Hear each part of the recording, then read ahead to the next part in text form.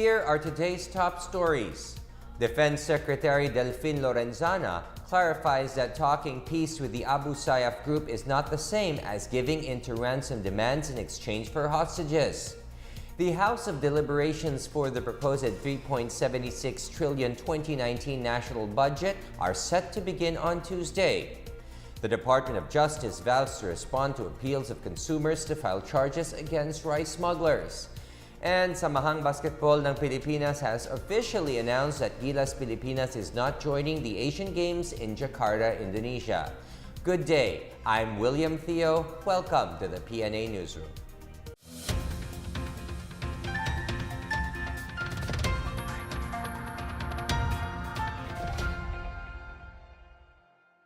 President Rodrigo Duterte's proposal to talk peace with the Abu Sayyaf Group, or ASG, will not weaken the government's no-negotiation policy with terrorist groups.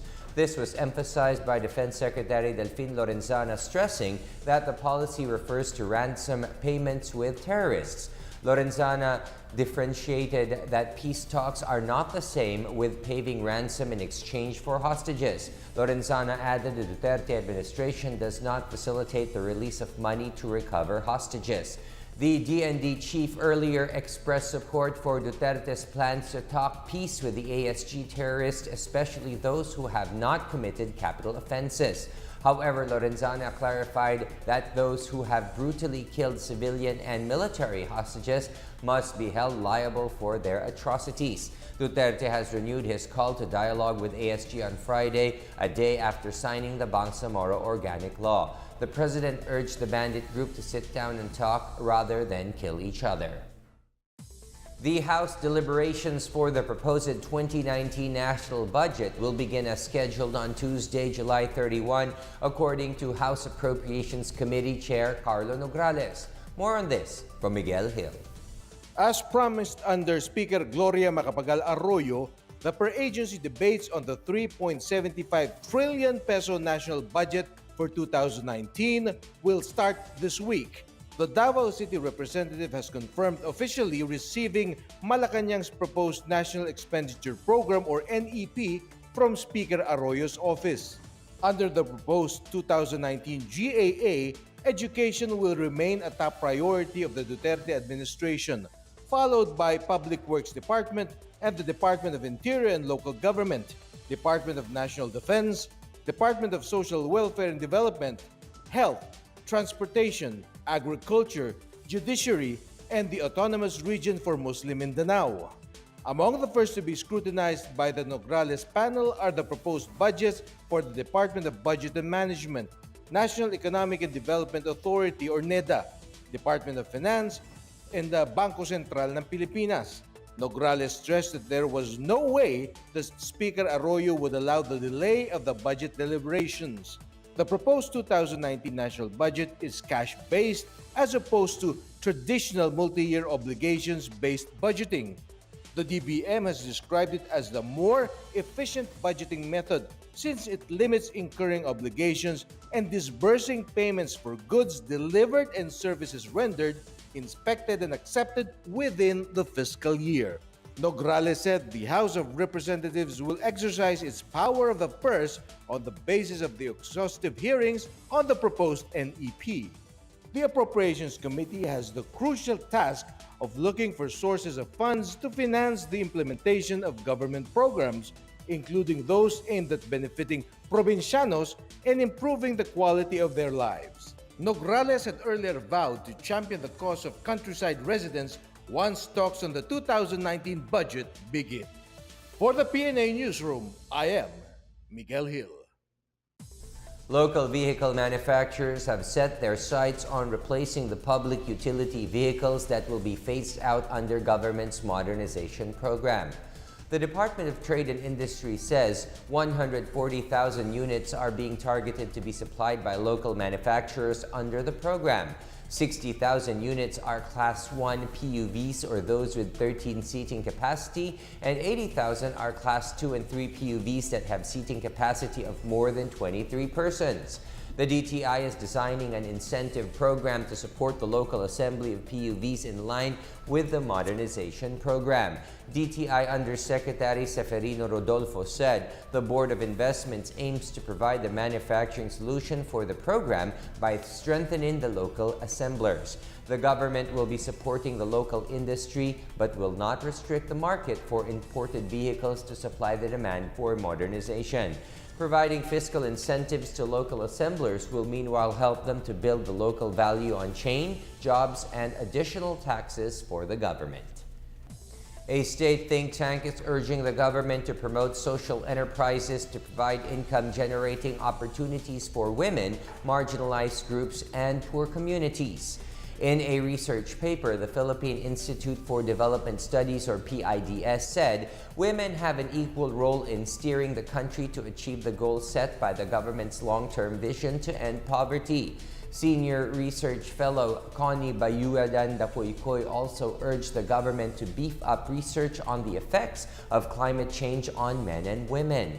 Bayudan Dakoykoy says gender data needs to be collected to make women's issues more visible in the policy space. A paper further underscored the need to invest in rural infrastructures that lessen the time spent on housework and taking care of children, the sick, and the elderly. Dakoykoy said some of the possible infrastructures that can be explored include childcare services, construction of pumps and solar power, as well as the construction of roads. Still to come, the Department of Tourism is gearing up for the restoration of the Banawe Rice Terraces and its promotion as a major tourism destination. The Department of Justice vows to respond to appeals of consumers to file charges against rice smugglers. These and more when the PNA Newsroom continues.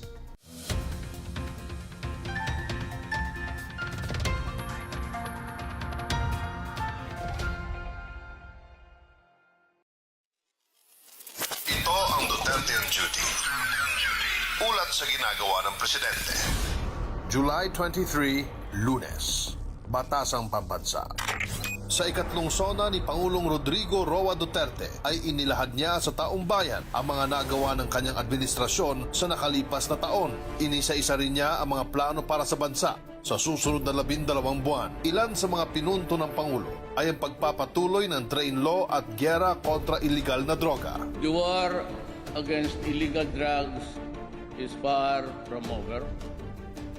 Where before the war resulted in the seizure of illegal drugs worth millions of pesos, that is why the illegal drugs war will not be sidelined. Instead, it will be as relentless and chilling, if you will, as on the day it began. I applaud Congress for the timely passage of the train law. You have made funds available to build better roads, bridges, and improve health and education, and strengthen our safety and security. Some have incorrectly blamed our effort towards a fairer tax system for all the price increases in the past months, and some irresponsibly suggesting to stop train implementation. We cannot and should not. We need this for sustainable growth that leaves no Filipino left behind. Hinimok din ng Pangulo ang mga mambabatas na ipasa na ang ilang mahalagang batas na makatutulong sa mamayang Pilipino. Our campaign against Endo has resulted in the regularization of the more than 300,000 workers as of early this month. I understand that this does not satisfy all sectors. I share their sentiment. I truly do. That is why I add mine to their voices in asking Congress to pass legislation ending the practice of contractualization once and for all. July 25, Miyerkules, Davao City. Dumalo ang Pangulo sa Asia-Pacific Health Islands Conference 2018. We must harmonize our people's strategies so we can build responsive, effective, and resilient health systems that will not only withstand disaster, but also assist our neighbors in times of need. Ako po si Secretary Martin Andanar at ito ang Duterte on Duty. Abangan sa susunod na linggo ang mga gagawin ng Pangulo.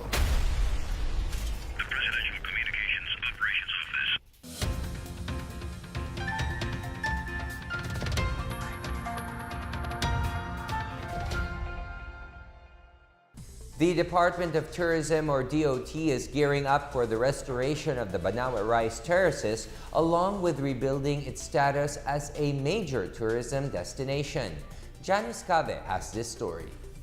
The Department of Tourism will rehabilitate the famed Banawe Rice Terraces in Ifugao by end of 2018 or next year.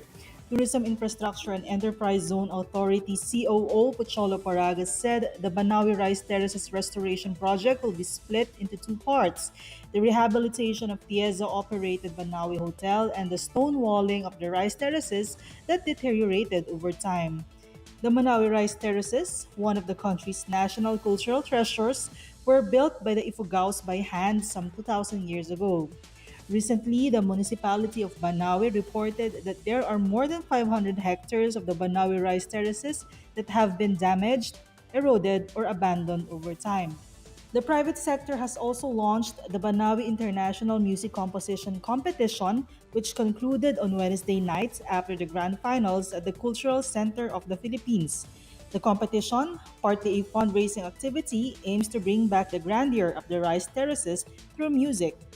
The grand prize winner was Leon First from Slovenia with his composition, The Story of Ifugao, played by an orchestra at the Tanghalang Nicanor Abelardo in CCP. DOT Secretary Bernadette Romulo Puyat says these musical masterpieces would make for a powerful invitation for tourists all over the world to rediscover the majesty of the Banawe rice terraces. She adds that this would inspire the business and entrepreneurial communities to join hands in preserving the landmark. For the PNA Newsroom, I'm Janice Cave.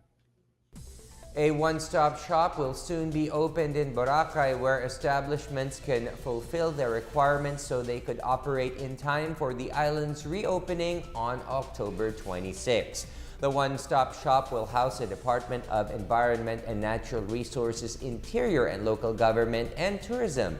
Environment Secretary Roy Simatu says those who are already compliant can also go to the one-stop shop to secure a clearance from the three agencies. Simatu said that they are being strict with the compliance to the requirements, especially the Environmental Compliance Certificate, or ECC. He said that an average of 90 establishments are visiting their office daily to validate their compliance with environmental laws. Businesses have to secure the ECC Certificate of Non-Coverage, Discharge Permit, and Permit to Operate for them to be environmental compliant. They also need to secure LGU requirements such as the Mayor's Permit, Barangay Clearance, Occupancy Permit, Real Property Tax Clearance, and Building Permits. Barangay officials in Davao Oriental are challenged to clear their areas of illegal drugs. Davao Oriental Governor Nelson Dayanghirang on Saturday issued the challenge as he reminded officials of their responsibility in activating their anti-drug abuse councils. This comes after the Philippine Drug Enforcement Agency, or PDEA, uprooted some 22,000 hills of fully grown marijuana and some 2,000 grams of marijuana seeds with an estimated street value of 4 million pesos during a raid in Barangay Tamawang and Tubaon. Dayanghirang says the haul was a major victory for the government's war on illegal drugs. Provincial Information Officer Karen Lu Deloso said the province has the most number of drug-cleared municipalities in the entire Davao region. Deloso said the 8 of the 12 municipalities cleared of illegal drugs are in Davao Oriental. The Department of Justice, or DOJ, vows to respond to appeals of consumers to file charges against rice smugglers. Justice Secretary Menardo Guevara says he would personally inquire on the number and status of rice smuggling cases pending before the DOJ. Guevara made the assurance after President Rodrigo Duterte's stern warning for traders to stop engaging in rice cartels. Senator Cynthia Villar recently urged the DOJ and the Philippine Competition Commission to sanction at least one rice smuggler to show that the government is serious against rice smuggling. The Bureau of Customs filed charges before the DOJ on July 26 against Santa Rosa Farms president and general manager Jomerito Soliman and other officials. Also facing charges is a licensed customs broker, Diosdado Santiago. These individuals are alleged to have illegally imported 200 container vans of rice from Thailand, which arrived at the Manila International Container Port. Up next, 11 persons are arrested while over 800,000 pesos worth of illegal drugs were seized in operations in the cities of Bacolod and Silay in Negros Occidental. The PNA Newsroom returns after a short break.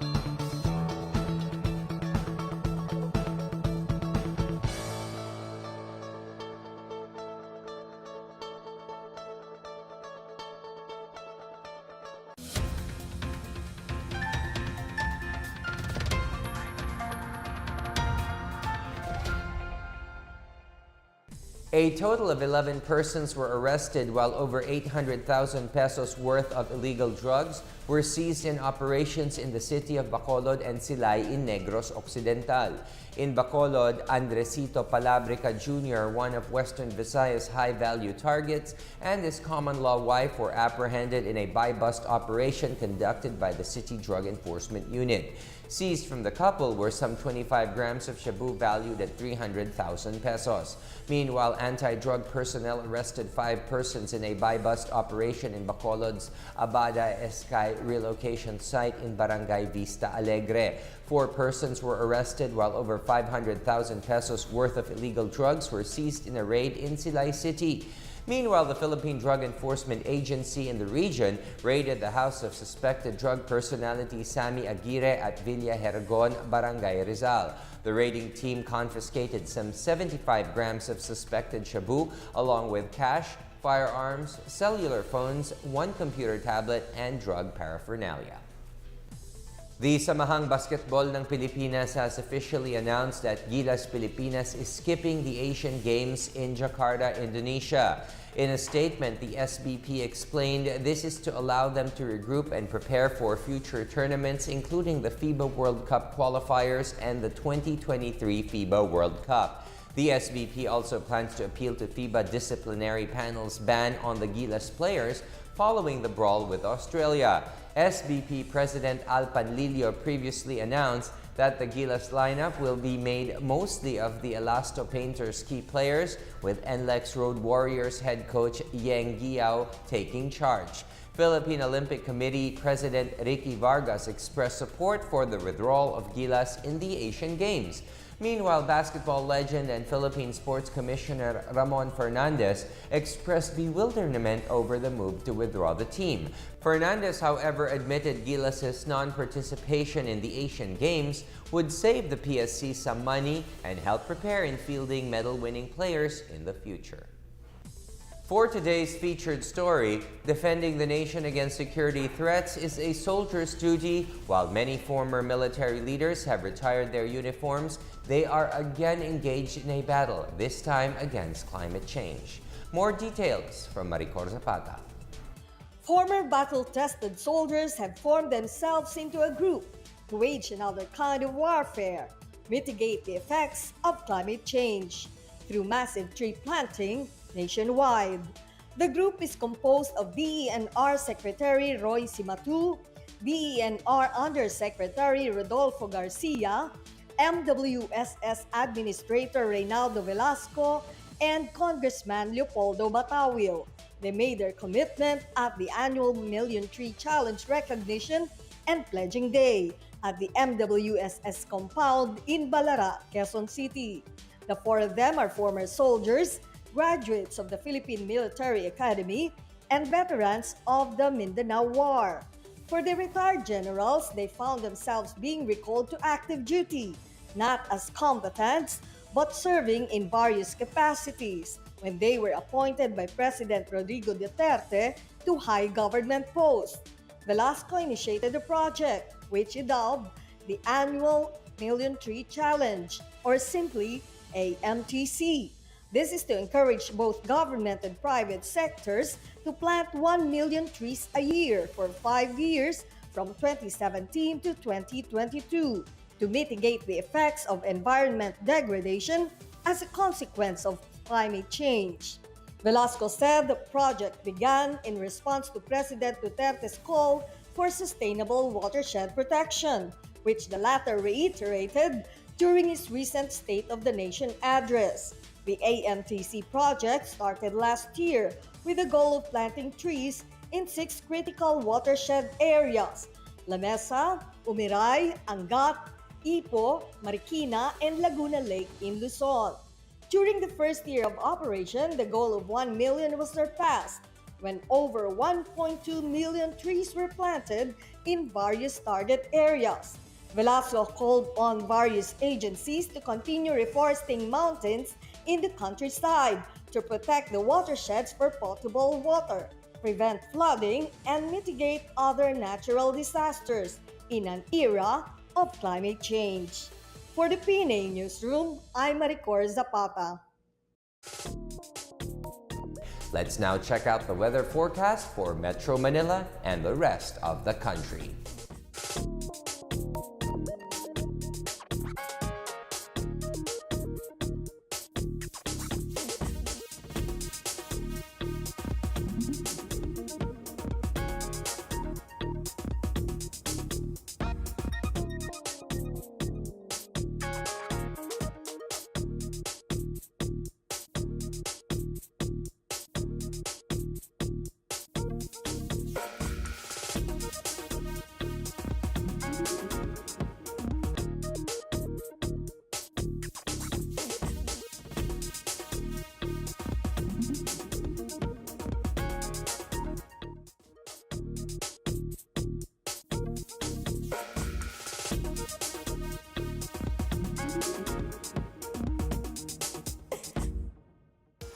Let's take another look at today's top stories. Defense Secretary Delfin Lorenzana clarifies that talking peace with the Abu Sayyaf group is not the same as giving into ransom demands in exchange for hostages. The House deliberations for the proposed 3.76 trillion 2019 national budget are set to begin on Tuesday. The Department of Justice vows to respond to appeals of consumers to file charges against rice smugglers. And the Samahang Basketball ng Pilipinas has officially announced that Gilas Pilipinas is not joining the Asian Games in Jakarta, Indonesia. Thank you for watching another edition of the PNA Newsroom.